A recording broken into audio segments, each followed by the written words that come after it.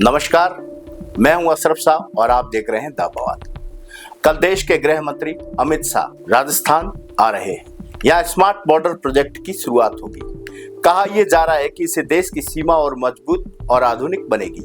देश की सुरक्षा के लिए जरूरी भी है, इसमें कोई दो राय नहीं। लेकिन बाड़मेर के गिरल गांव से एक ऐसी तस्वीर भी सामने आई है जिसने कई सवाल खड़े कर दिए हैं। यहाँ कुछ मजदूर कई दिनों से धरने पर बैठे हैं। थार की 50 डिग्री की गर्मी, इन मजदूरों ने अपनी मांगे सरकार और कंपनी तक पहुंचाने के लिए खून से लिखा है एक खत। जी हां, खून से। अब सवाल यह है कि उनकी मांग क्या है।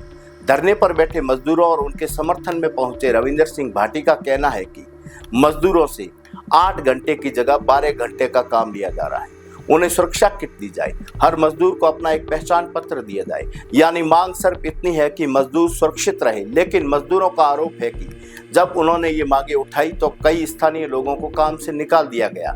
इनमें कई ऐसे परिवार भी बताए जा रहे हैं जिन्होंने इसी कंपनी के लिए अपनी जमीन भी दी थी। जो कभी जमीन के मालिक थे, आज उसी जमीन पर मजदूरी कर रहे हैं।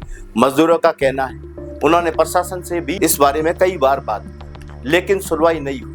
इसके बाद बाड़मेर के विधायक रविंदर सिंह भाटी भी उनके साथ धरने पर बैठ गए और मामला तब और बड़ा हो गया जब विरोध में उन्होंने कथित तौर पर खुद पर पेट्रोल छिड़क लिया।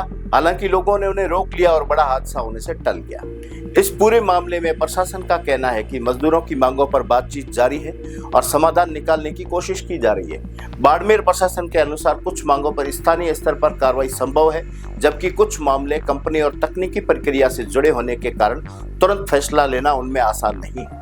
प्रशासन ने यह भी बताया कि बातचीत के जरिए रास्ता निकालने का प्रयास किया जा रहा है। एक तरफ मजदूर खुद को अनसुना महसूस कर रहे हैं तो दूसरी तरफ प्रशासन का दावा है कि समाधान की कोशिशें चल रही है। अब सवाल यह है कि जिस सरहद को स्मार्ट बनाने की बात हो रही है, क्या वहां काम करने वाले मजदूरों की बुनियादी जरूरतें पूरी होनी चाहिए या नहीं। मजदूरों को अपनी बात सुनाने के लिए खून से खत लिखना पड़ेगा। क्या ये सोचा था किसी ने? कल जब गृह मंत्री अमित शाह बाड़मेर आएंगे तो क्या इन मजदूरों की आवाज उन तक पहुंचेगी या यह मामला सिर्फ फाइलों में दबकर रह जाएगा? इस पूरे मामले पर आप क्या सोचते हैं? कमेंट करके जरूर बताइए और देखते रहिए द बवाल। शुक्रिया।